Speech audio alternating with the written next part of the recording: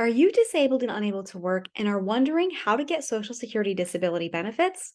My name is Caitlin Wildowner, and I'm an attorney who helps disabled clients obtain their disability benefits as quickly as possible so they can focus on getting better. Today, we're going to talk about how to get Social Security disability, SSDI, or SSI benefits if you are disabled and unable to work for a period of at least 12 months.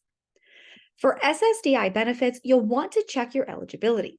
Determine whether you meet the criteria for SSDI benefits, which includes not only having a qualified disability, but also sufficient work credits earned through past employment. We typically say that you must have worked for 5 of the last 10 years. For SSI benefits, similarly, you'll want to check eligibility. It will also require that finding of disability that you're disabled and unable to work, but it is also based on financial need instead of work history. Generally speaking, you cannot have more than $2,000 in assets if you are single and more than $3,000 in assets if you are married. There are additional income restrictions for SSI as well. For both programs, you'll want to gather medical evidence.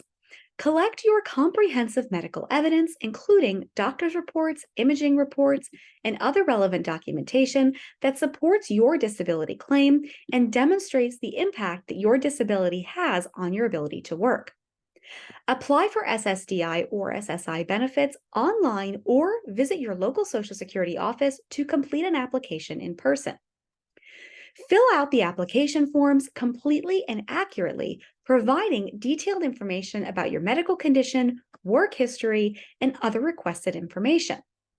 Along with your application, include any supporting documents such as medical records, work history, and any additional information as requested by the Social Security Administration. Throughout the process, be responsive to any requests from Social Security or the state agency that are asking for any additional information, including assistance getting medical records or requests that you attend a medical examination. The Social Security Administration will review the application and all supporting documents and issue their initial decision. This decision-making process can take several months. If your initial application is denied, then you have the right to appeal that decision within a specific time frame. Typically 60 days plus an additional 5 days for mailing. Be sure that you're following the Social Security Administration's guidelines for the appeals process. Remember that both SSDI and SSI are complex programs, and the application process may vary depending on your specific situation. Seeking help from a qualified Social Security disability attorney may help to improve your chances of a successful claim. Always refer to the official Social Security Administration's website or contact your local Social Security office for the most up-to-date information and guidance on SSDI and SSI benefits. Thanks so much for watching.